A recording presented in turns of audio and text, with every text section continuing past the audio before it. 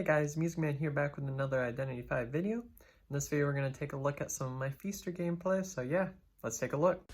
Now I know it's a little delayed before we begin. Essence opening for Essence 3 this season. I'd also like to take this time to plug in that my clan's Discord server, which the link is in the description below, how you can join the same competitive clan. We are currently accepting applications. With that being said, let's take a look at match 1, which is in a red church. Now, the only reason why I really want to include this video is to show that even if you do get kited like a lot, you can always come back with him if you play your cards right, because his camping is just so strong. And I actually play Peeper here, and lately I've been kind of getting out of using Peeper and kind of going to Patroller more, just because in my opinion, a Peeper is a good go-to because you can use it to... Patroller is a good go-to to use because you can use it to end a chase if it lasts longer than, like, say 45 seconds. You throw it down and usually the chase ends in, like, no more than 30 seconds after a Patroller is used, where you can see with Peeper, with Transitional Chitin, that this Entomologist is doing here with putting the bugs in the doorway and everything. There's not really a good possible way that I can actually catch up to this Entomologist with this God window right here that I have to evolve there. And this Entomologist is working her way around the map really nicely there. There's not really a whole lot I can do at this point. So just like I told you before, I get kited in the beginning, and honestly in high tiers, Feaster can be a risky move because this can be what happens sometimes, where you get a good survivor and you're gonna get kited for a while, just because the tentacles are counterable, and sometimes you can be a little bit predictable with them, but I was able to get a nice prediction there on the Entomologist. So but you can see 3 ciphers, the Entomologist kited away from ciphers are 3 ciphers that have popped, so already the first round of pops have already happened. And I'm actually surprised that didn't hit there. I was like, wait, what? Because I thought I was doing that right as she was vaulting there. But I do end up downing the Entomologist there eventually. But already so much progress has come that I was like, okay, I'm planning on just banking for a tie, because this Entomologist did a really nice job Transitional Chitin and working her way around the map, staying away from ciphers, you know, doing all that stuff like a survivor should. And my Tinnitus is going off, so I was actually lucky and able to hit the Mercenary there during his elbow pad, but at this point I know I need to center in on one target. This Entomologist kind of made her way to the back. I think the Entomologist, yeah, she's lagging out here, but there's not a whole lot she can do at this point, and I was just getting my extra hits in to get that max presence. Now the camping gets like infinitely stronger once max presence hits. I'm going to take her to the chair and back broken here. We call this back broken because those walls, they break. It's kind of self-explanatory. You can see that it looks like the Prospector's going for the rescue. Now I'm going to go ahead and use my Nightmare Gaze. Now this allows me to camp the chair while maintaining a little distance. But the Prospector makes a really nice rescue there, only getting hit once. And you see here, 1 cipher's remaining, but with the Prospector's magnets here, there's literally nothing I can do. And at this point, the Prospector's really out of reach here. But I know this cipher is almost primed, so what I do is I switch to abnormal, and I'm going to abnormal that cipher. Now that still doesn't offer me my peepers there, but being that that cipher was almost primed, I needed to buy myself time. And now the I end up chasing the mercenary because at this point the entomologist is long gone. The prospector did a really nice rescue, immobilized me with my with his magnets there to the point where the entomologist, there was no way I was ever going to be able to catch up. And honestly, I should have broken that world portal there, but I saw that this cipher was wiggling, so I'm like, I know I gotta make my way back. And the priestess ended up making a new world portal anyways, so I'm gonna chase this prospector here. Now, prospector can be really good at wasting a whole lot of time, and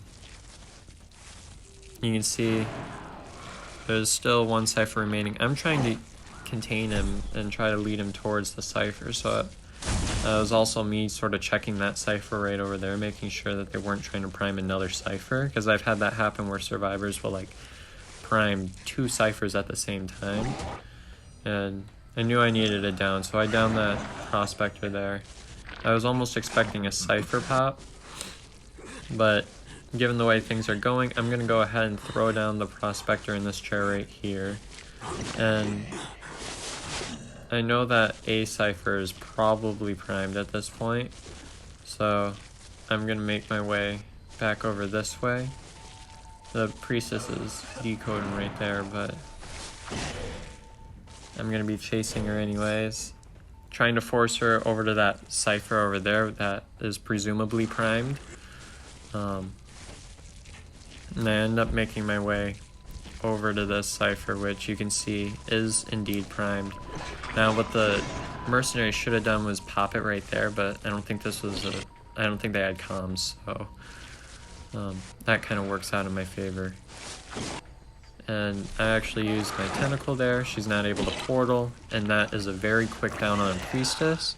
So you can see what I'm trying to do is I'm going back and forth between trying to secure one down at a time and trying to, yeah, so I'm securing one down at a time, and then I'm trying to work on keeping the cipher from maintaining prime. And I actually ended up getting the priestess in the dungeon there, so that works out greatly in my favor. I was able to camp this, and it looks like the cipher wasn't primed. So now the priestess is on her second sharing, and now it's going to be really tough for someone to rescue because a feaster at max presence is tough to rescue off a normal chair, much more the basement. And at this point I was like, if I can secure this down, I know I can at least pull this into a draw. And it looks like the entomologist was planning on going for a rescue there. And yeah, there's no way the entomologist is going to be able to rescue at this point. Now that was a terrible, terrible cipher pop, because now I just go here and I get an easy terror shock because of Feaster's huge hitbox. And yeah, so that was a poor cipher pop, but this is just kind of showing you, like, this looked like a loss right from the beginning, especially with the entomologist kite. So I'm making my way over this way.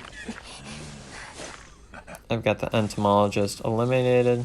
I'm checking out this gate right here, and I end up seeing the prospector here. And it doesn't really matter how long I get kited, because the only thing I would have to worry about is the dungeon. Now the prospector's magnets can be quite irritating there. I get a nice hit on the prospector, and I'm like, please don't let dungeon be here. But it was, so I'm able to camp the dungeon at least.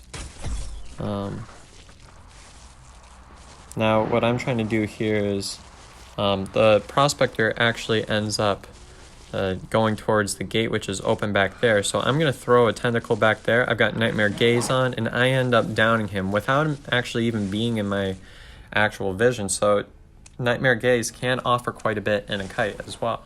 If a survivor's trying to kite towards like a gate or something, just throw one in there, and the prospector didn't have a chance to juke it out there. And I believe this is this is another one where I'm running Peeper, so I'd say I run Peeper about half the time. I mean, I'm tending to run Patroller more often now, but you can see I get an early hit on the Doctor. The Doctor is a good kiter now. Like, honestly, I think she's a bit underrated as a character. And I think in this match I ended up banning the Mercenary, so there's that. Now what this Doctor, should have done was probably self-heal the rest of the way while she still had the bird on. But instead she kind of took that time to transition there. I worked around that pallet, able to get another hit on the Doctor. Now the Doctor, if she would have self-healed the rest of the time, she would have had an opportunity to be able to possibly self-heal to take even another hit. But I'm going to use my peepers here, make sure that the Doc isn't pallet camping. And I use my peepers. I see the Doc is making her way over this way, so I'm going to sort of cut her off over it this way. And that's a common kiting route too, so you can kind of memorize that.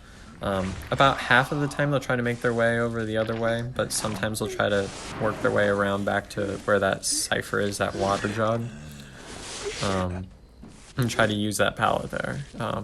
It kind of depends on like their preferred kiting route where the decoding is happening. Now, I actually didn't see the mech there, but presumably the Mercenary is coming anyways, so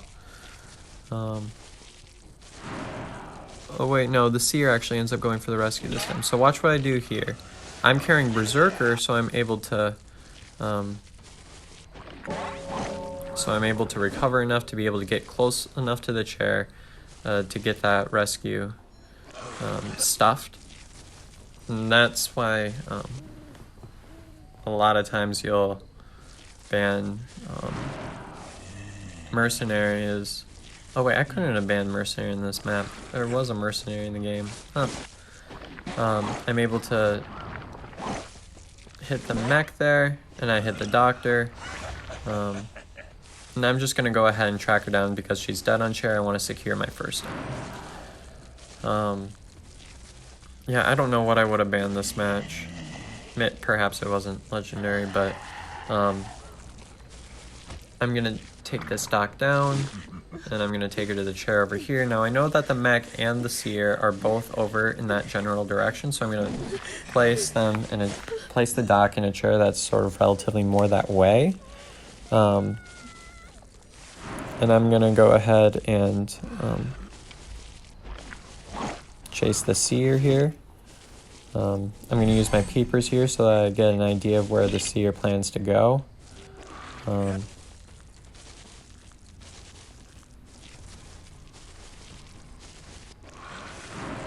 And you can see I'm using my Nightmare Gaze, so I can just sort of spam these tentacles here.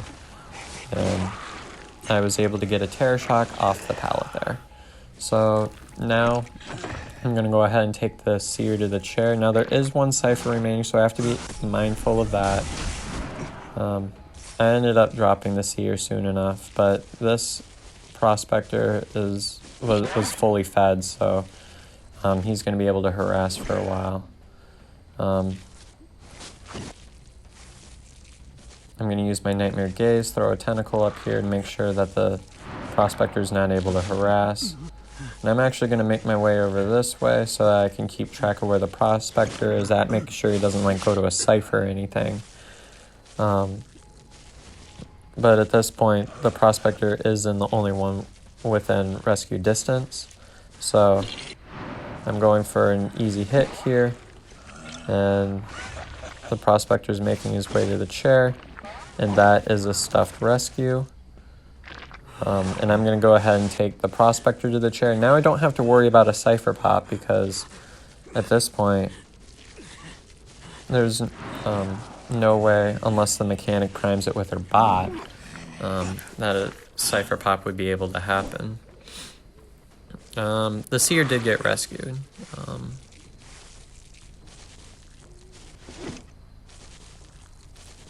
So it looks like the seer's planning on, was planning on making the rescue, maybe sneaking up on me or something.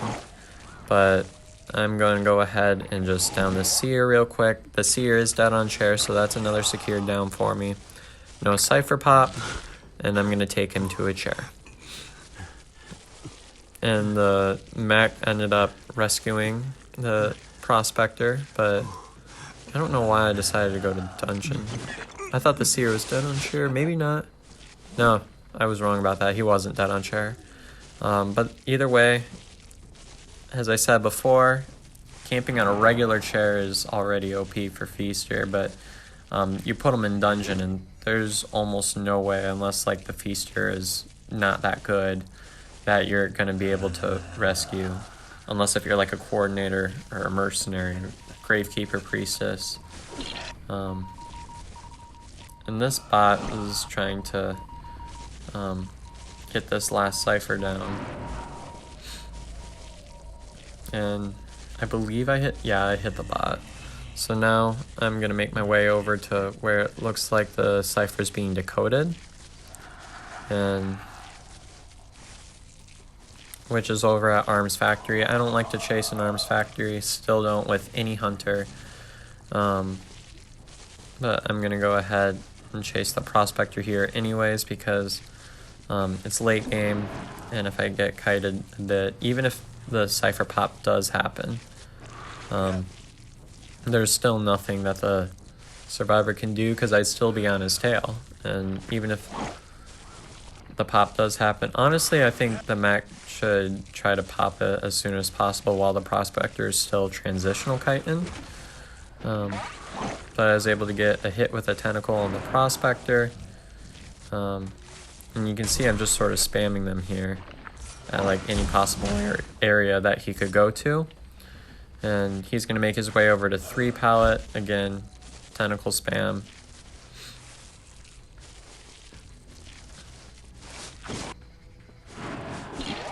And I'm able to get that down there on the prospector. You can see the cipher pop happen, but it really doesn't matter because I'm still on his tail. And at this point, there's almost no way for him to escape.